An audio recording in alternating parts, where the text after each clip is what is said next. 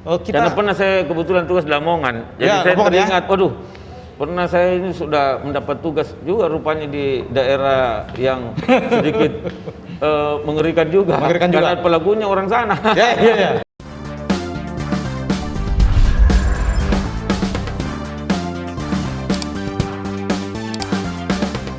Para pemirsa di mana saja berada di dunia ini, baik di dunia nyata maupun di dunia maya, karena ini disiarkan di media sosial dan di beberapa media yang lain. Kita tadi mendengarkan bagaimana keterkejutannya Bro Raimel ketika tiba-tiba ditempatkan atau ditugaskan dari suatu daerah yang agak sepi ke daerah yang tiba-tiba menjadi ramai, ya, daerah yang hampir setengahnya negeri ini berada di wilayah itu, namanya Jakarta Selatan. Termasuk di situ banyak artis-artis terkenal.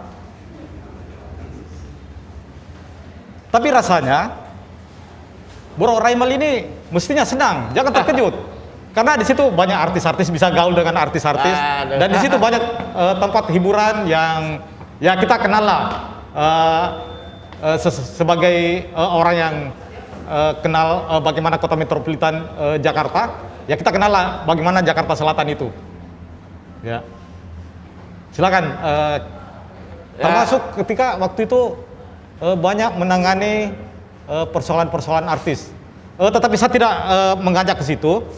Saya cuma mau bagaimana inspirasinya ketika ditempatkan ke daerah yang sangat ramai dan tentu di situ sudah ditunggu oleh ribuan persoalan. Ya. Nah, bagaimana kunci sukses sehingga Pak Bro Raimel ini bisa menyikapi hal seperti itu? Ya, terima kasih Bro.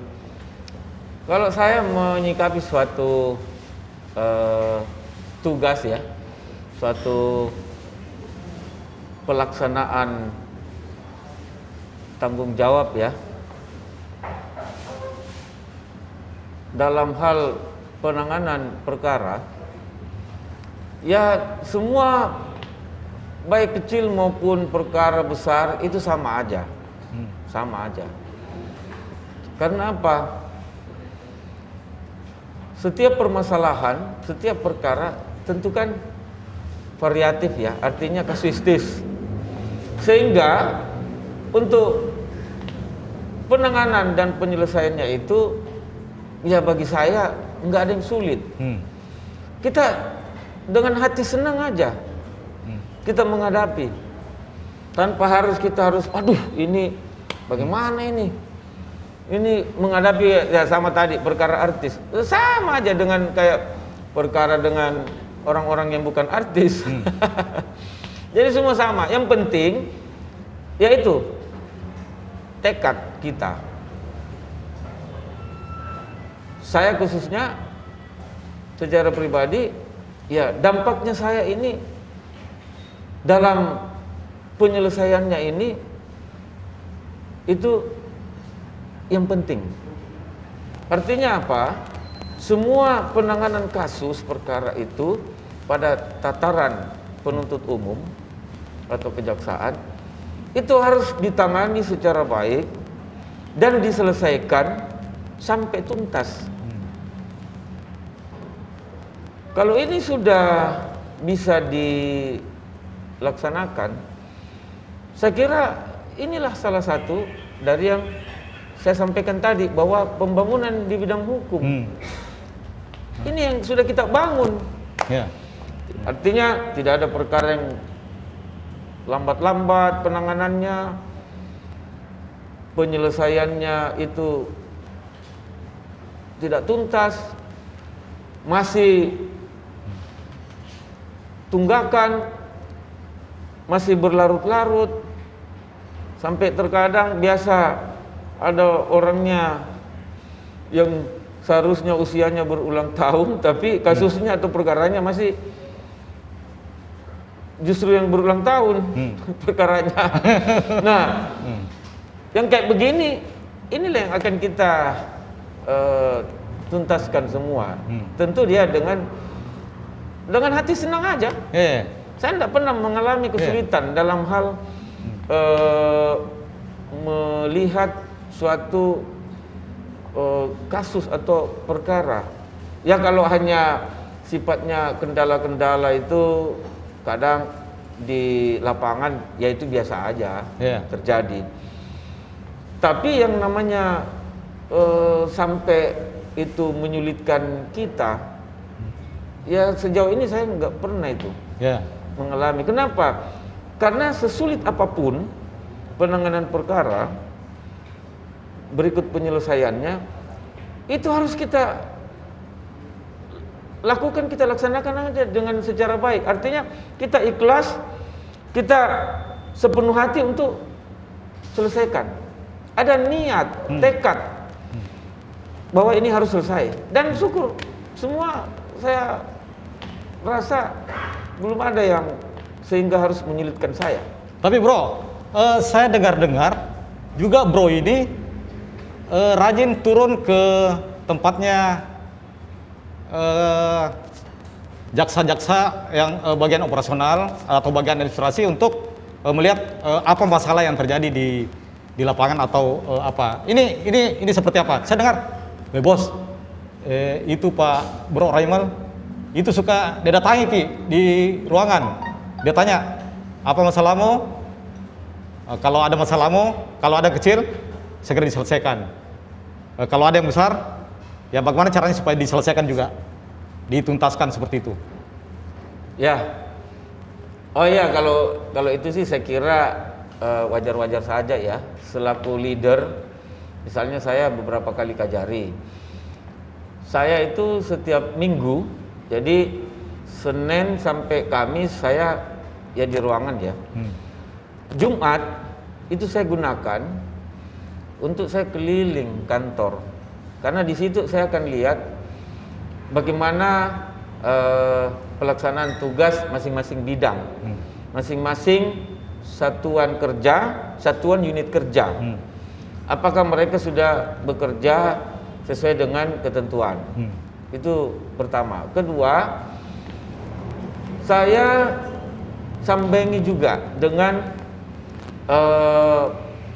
bentuk-bentuk pelayanan yang ada. Ya termasuk urusan tilang, urusan barang bukti dan lain sebagainya. Nah, terkadang itu biasanya pelayanan itu ya mesti dianggap atau masih dijumpai terkesan kurang. Nah, disinilah kesempatan saya untuk membenahi.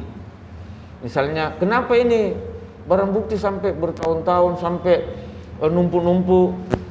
Bahkan ada di beberapa tempat tugas saya saat itu banyak yang sudah, ya bahkan sudah menyusut ya nilai ekonomisnya. Kasihan kan, misalnya kendaraan roda 2, motor, roda 4, mobil. Ini satu hal kan ya merupakan tanggung jawab kan seorang leader atau dalam hal ini saya saat itu sebagai Kajari. Maka itu saya gunakan kesempatan untuk keliling kantor. Saya terkadang mampir staf, saya nanyakan mereka bagaimana kamu dalam melaksanakan tugas, ada enggak kendalamu, kesulitanmu apa? Karena kita kan tidak tahu selama Senin sampai Kamis kita di dalam ruangan. Ya pastilah mungkin sesekali kita keluar, tapi kan kita lebih fokuskan kepada tugas pekerjaan yang rutinitas kan. Nah inilah kesempatan ini di hari Jumat biasanya saya keliling. Saya masing-masing bidang ruangan saya kunjungi, saya datangi. Saya tanya mereka. Bahkan pernah ada salah satu anggota yang terkesan juga buat saya ketika dia keluhkan bahwa Pak, maaf saya sering terlambat karena saya harus 3 kali nyambung angkot. Di situ saya kaget. Kenapa? Ya karena tidak ada kendaraan saya, Pak. Loh, kamu memang tidak bisa beli mobil, beli motor. Sedangkan kami ini sudah sekian tahun. Kan bisa dengan cara cicil atau dan sebagainya. Wah, ternyata duitnya itu, gajinya itu terpakai untuk mengongkosi orang tuanya yang sedang sakit. Nah, disitulah saya ya selaku leader ya, tentunya melihat hal ini. Nah, bukan hanya sekedar, weh kasihan kok ya, weh prihatin ya. Kalau semua begitu orang bisa. Nah, disinilah suatu tanggung jawab moral bagi seorang leader. Bagaimana untuk mencari solusinya. Dan ya syukur pada saat itu bisa kita anukan pikirkan untuk dia bisa dapat ya tentunya sesuai kemampuan. Ya bisa dapat motor. Kenapa? Ya karena kita juga melihat dengan pertimbangan dia ini sudah lama bekerja, kok roda 2 aja dia sulit. Nah, disinilah satu kepedulian ya, empati seorang pimpinan setempat, dalam hal ini saya pada saat itu yang harus memonitor, mengevaluasi dan menilai apa yang sedang dilakukan oleh staf atau anggota saya. Saya kira itu juga real. Ketika saya pernah dengar cerita bahwa Bro ini ketika dalam kunjungannya ke mengunjungi ruangan stafnya, menemukan seorang ibu yang butuh bantuan, dan ibu itu saya tidak tahu itu apakah itu ibu muda atau ibu tua, tapi yang jelas siapa ibu itu? Mulai sedek lagi nih bro ini. Pertanyaannya kan siapa ibu itu? Ya, oh jadi begini, mungkin itu yang sempat kita obrolkan ya. Jadi kesan saya saat saya pernah bertugas di Jakarta Selatan ya, waktu saya Kajari. Jadi satu waktu hari Jumat, saya keliling. Saya pada saat saya mau mengunjungi gudang atau tempat barang bukti, kan di Jakarta Selatan itu wah penuh betul-betul itu perkara di sana luar biasa ya. Dan barang buktinya di sana itu waduh sangat banyak. Makanya saya sempat terpikir ini gimana caranya supaya saya minimalisir ini tumpukan-tumpukan kendaraan yang waduh sudah tidak tertib dan sudah tidak rapi begitu. Akhirnya saya melewati pelayanan tilang. Saya lihat ibu ini dari tadi kok dia sibuk dengan HP-nya, nelpon. Kadang sesekali dia lap keringatnya. Saya bilang sama staf saya kebetulan yang mendampingi, saya, ini ibu dari tadi ini kenapa dia ini kayak gelisah sampai keringat-keringatan? Apa dia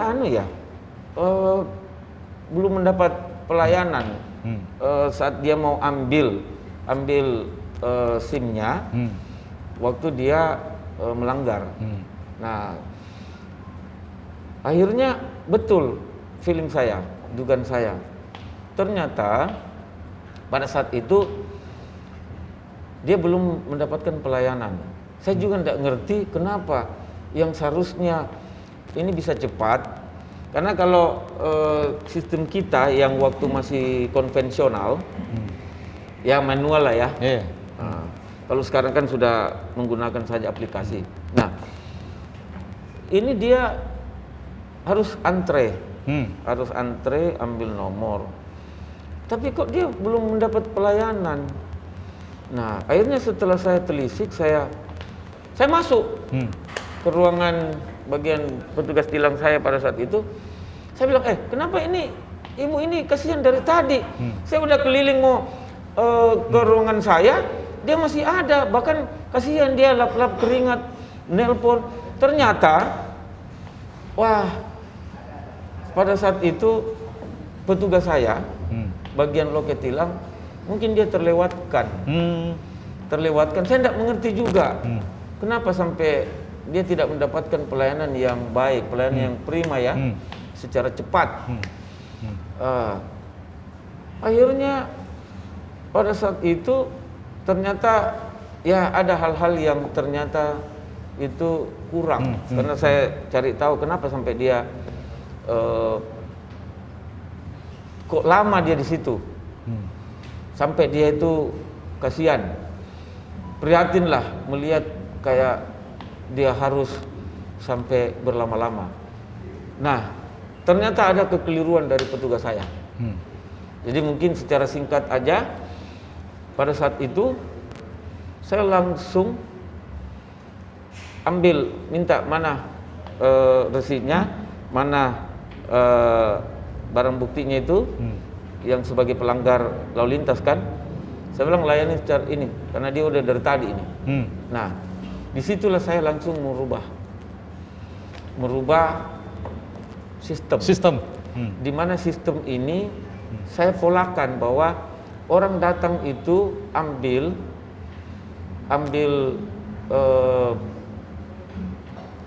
SIM-nya atau STNK-nya itu harus secara cepat. Dan akhirnya syukur dengan menggunakan cukup dengan aplikasi yang ada, kemudian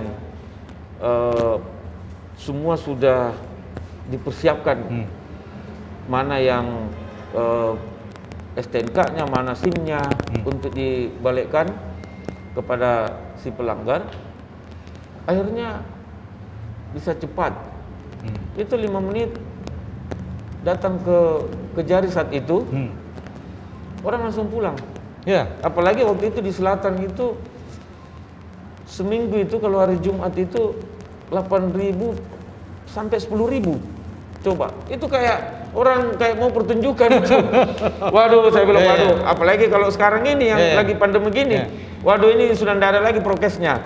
Tapi syukur waktu itu belum ada pandemi. Tapi saya dengar juga ketika Bro sebagai Kejari dan pada saat istirahat makan mungkin makan di mana begitu ya, atau mungkin pergi cari ikan kaneke seperti ikan kaneke yang sesuai kesukaan Bro Reimer.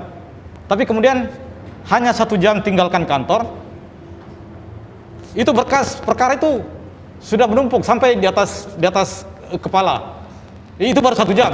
Bagaimana kalau 3-4 jam? Waduh, memang sih kalau rata-rata ya, kalau di kota besar itu biasanya itu di suatu satuan kerja, ya katakanlah Kejaksaan Negeri, itu tentunya penanganan perkara itu kan sangat banyak ya. Nah, seperti saya waktu di Jakarta Selatan itu 1 jam aja saya tinggalkan. Misalnya saya mau makan siang, itu saya pulang itu waduh sudah numpuk, sudah melebihi dari atas kepala kita. Tapi ya itu kuncinya, ya kita hati senang aja untuk selalu bisa bekerja secara cepat, bisa selesai secara tuntas. Artinya tidak ada yang berlama-lama. Makanya yang saya contohkan tadi itu bro, saat saya tahu bahwa ini ada kelemahan dari anggota staf petugas saya, yang pertama saya lakukan, saya geser yang bersangkutan. Setelah saya briefing, kemudian saya rubah polanya. Orang datang itu sudah tidak berlama-lama. Bayangkan waktu dia telepon itu, yang ibu tadi itu yang kita bilang, ternyata itu anaknya. Kenapa? Dia sudah pulang sekolah, tidak dijemput-jemput. Oh, kasihan. Jadi mungkin ya sama aja kan kalau kita, di mana makin ini Pak? Di mana makin ini Bu? Nah mungkin ibunya, sebentar lagi. Wah, sebentar akhirnya berjam-jam. Maka disitulah kita tentunya tidak akan melihat yang begini-begini ini selalu tetap berlangsung. Kita harus rubah. Tidak bisa ini didiamkan. Apalagi ini menyangkut dampak ya bagi orang lain. Ya. Jadi bicara tentang dampak, saya kira empati itu, cinta itu, yang bekerja dengan sepenuh hati, akhirnya kemudian berbuah penghargaan Kementerian Kemenpan, Kemenpan, Kementerian Perdagangan dan Aparatur Negara. Ya, memberikan penghargaan kepada Bro Remen yang memelopori WBK dan wilayah birokrasi bersih melayani. Ya, jadi inilah hikmahnya. Ya. Jadi rupanya juga pada saat kami seperti kayak diperlombakan lah, dikompetisikan, dan syukur pertama kali di wilayah kami Jakarta pada saat itu, saya ingat itu di tahun 2018 ya. Padahal saya udah pindah loh. Saya udah pindah kemana? Waktu itu saya pindah ke Sumatera Selatan jadi asisten. Oh, Sumatera Selatan. Akhirnya saya mendapat suatu apresiasi. Saya sebagai pelopornya di Jakarta Selatan. Dan pada saat itu ya kita bangga juga karena institusi mendapatkan satu penilaian dari wakil presiden pada saat itu. Nah, khusus kami dari Kemenpan, karena ini kan program pemerintah ya, bahwa kita itu sekarang harus melaksanakan satu pelayanan itu yang bersih melayani. Artinya yang kayak seperti tadi itu, ya kalau ada orang bilang itu apa ya, siapa cepat dia dapat. Kalau mungkin ada uang rokok apa, itu enggak lagi. Terus kan juga ada gium di masyarakat selama ini, khususnya menyangkut dengan birokrasi, bahwa kalau bisa diperlambat, kenapa dipercepat? Ya, saya kira itu sudah tidak bisa lagi kita. Tidak bisa lagi terapkan seperti itu. Sekarang ini biar cepat, asal cepat, ya kan? Ya. Nah, contoh, biar perkara cepat masuk, penyelesaiannya juga harus cepat juga. Bukan berarti biar cepat asal lambat penanganannya. Sudah tidak bisa lagi. Kita sekarang ya seperti saya ya secara pribadi, saya maunya itu berdampak ini artinya kita memberikan suatu kemanfaatan yang besar, bahwa keberadaan saya, khususnya saya ini, di mana tempat saya bertugas, saya menjabat, saya harus memberikan kemanfaatan. Disitulah dampak. Nah, kita berdampak, ya tentunya positif ya. Kalau kita hanya asal-asalan, sekedar-sekedaran, seperti saya bilang, setengah hati, wah menurut saya ya istilahnya kita tidak akan memperoleh juga suatu hasil yang maksimal. Artinya pekerjaan, produk unggulan kita, Lingkana Mangkasara product knowledge, itu tidak akan tercapai. Akhirnya, ya maaf kata ya, sama kalau perusahaan, tidak usah jauh-jauh lah, dengan kita rekan-rekan toh di media Fajar.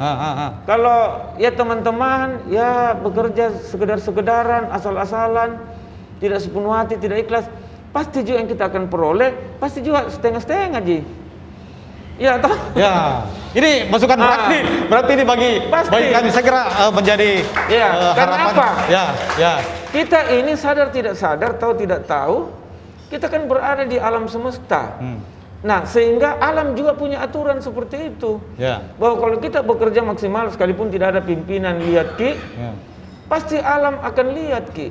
Nah, saya ini jujur aja, saya bukan Ji merasa bahwa wah ini seperti kita bilang tadi hebat toh,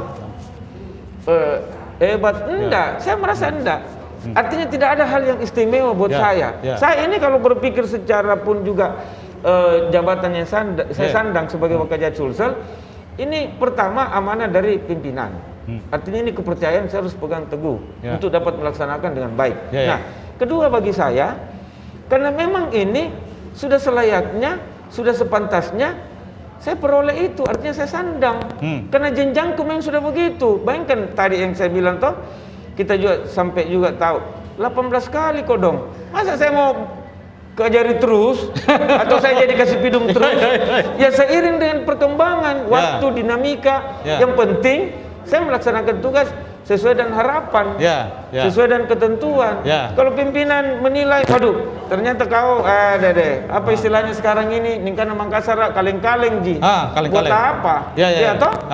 Nah inilah kembali lagi bahwa kita betul-betul harus mengemban suatu amanah kepercayaan pimpinan itu harus secara baik. Sekalipun pimpinan tidak lihat kita. Mungkin kalau saya bisa mengomentari sedikit begini. Kita contohkan ya, ibarat kalau tuan rumah yang hendak berpergian keluar kota, rumahnya dia suruh ada yang tungguin, ada penjaganya atau pembantunya lah. Kau jaga nak, kau bersihkan. Kira-kira beberapa waktu kemudian datang tuan rumahnya, dia datang lihat, kenapa kotor? Kenapa ini sudah tidak bersih, sudah tidak tertib lagi. Wah, bunga-bunga di taman, di halaman sudah kering, artinya tidak pernah disiram. Mungkin kalau ada kolam ikannya atau akuariumnya, mati ikannya, dia tidak kasih makan. Nah sekarang, kira-kira kalau menurut kita bro itu tuan rumahnya masih percaya enggak orang ini? Artinya yang pembantunya atau penjaga rumahnya ini. Cocok toh? Singkam maki. Oh berarti kalau begitu. Saya juga begitu. Kalau begitu pembantu kaleng-kaleng. Itu dia. Artinya tidak bisa lagi diamanahkan, tidak bisa dipercayakan. Nah kalau begitu kan memang lumrah toh terjadi. Nah tapi sebaliknya, kalau dia bisa jaga baik, dia bersihkan, dia kasih makan. Bila perlu kalau ada lagi herdernya. Ketika pulang tuan rumahnya dia, bersih tau, gambar. Nah, pasti tentunya dia akan lebih memberikan lagi kepercayaan yang lebih tinggi. Nah, begitu Tommy juga kita. Kalau seperti saya bilang tadi, kalau seandainya saya tidak bisa melaksanakan tugas, seperti contoh waktu saya bilang yang tadi terkesan bagi saya toh, karena waktu kita tanya tadi, bagaimana kesan tak selama melaksanakan tugas? Ini saya ingat, waktu saya di Jakarta Selatan, karena saya kan berpikir, apa tongka ini kodong bisa masuk Kak dari wilayah yang lebih kecil, tiba-tiba langsung di kota metropolitan, kota, tahu lah toh Jakarta. Nah, tapi saya kembali lagi. Seemban ini amanah dan syukur alhamdulillah masih tongkat dipercaya pimpinan menjadi asisten, karena itu jenjangnya asisten kelas 1. Sebelum kita menjadi koordinator atau pecah bintang tak, artinya masuk ke tataran bintang satunya kejaksaan, di koordinator Kejagung. Nah itu nih, karena ya kembali lagi karena kita bisa pegang amanah kepercayaan itu. Amanah itu kan kepercayaan bro. Bukan yang kita bilang kaleng-kaleng. Tapi bro tadi itu seandainya pada saat tugas di Kejaksaan Jakarta Selatan, seandainya waktu itu bro jadi kajari kaleng-kaleng, saya kira tidak ada di tempat ini. Mungkin sama seperti kita bilang, mungkin saya tiap malam mungkin sudah istilahnya live music dengan artis-artis. Ya saya kira kita bicara tentang musik, kita putar lagu andalan dari Bro Raimel J Saja. Kita ke studio.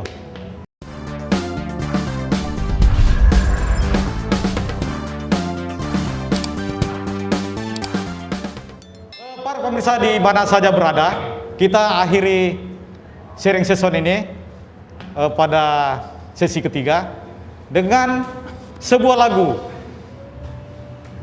dan lagu ini dinyanyikan oleh Raimel J Saja yang suaranya mirip Once Mekel.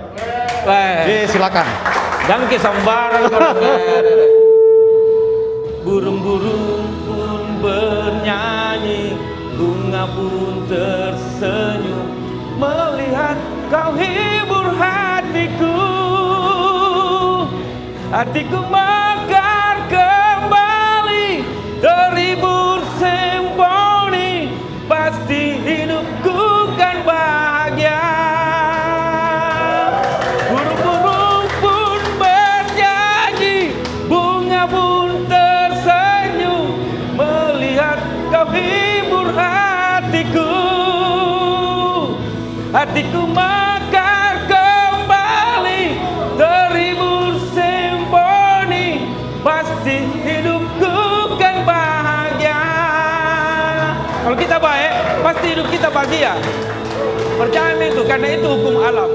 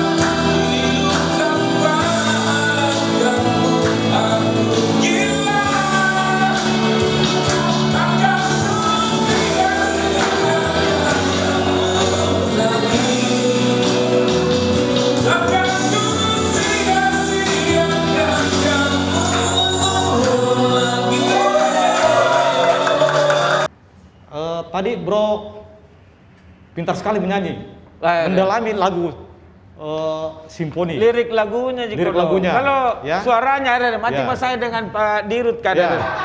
Pak Dirut juga tadi pintar menyanyi. Ada. Bukan Tahu lagi apa? pintar, tapi ada. Bukan lagi mau menyerupai artis kayak seperti baru saya kodong.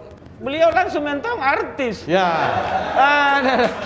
Tapi saya mengatakan bro bahwa orang-orang yang pintar menyanyi adalah orang Yang bijak. yang setia.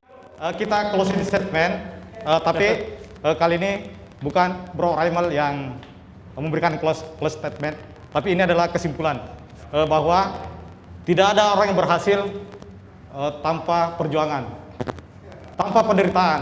Betul itu. Tadi kita dengar Betul itu, Bro. bagaimana kisah Bro Raimel yang pergi jualan apel Malang. Akhirnya kemudian dia tahu bahwa ternyata apel itu di Malang. Terus pernah membantu teman untuk jualan mobil dan dapat uang lelah 150.000. Ya, seandainya waktu itu kita sudah kenal, barangkali kita ditraktir. Masa lalu nih kodong. Masa lalu. Ya, tapi intinya itulah bahwa kita harus bekerja sepenuh hati agar kita tidak menjadi lelaki atau perempuan kaleng-kaleng. Ya. Kita kembali ke studio. Kita harus optimis. Dan tetap optimis. Dan hati yang senang. Hati yang gembira senang adalah obat. Ya. Kita kembali ke studio. Tak bisa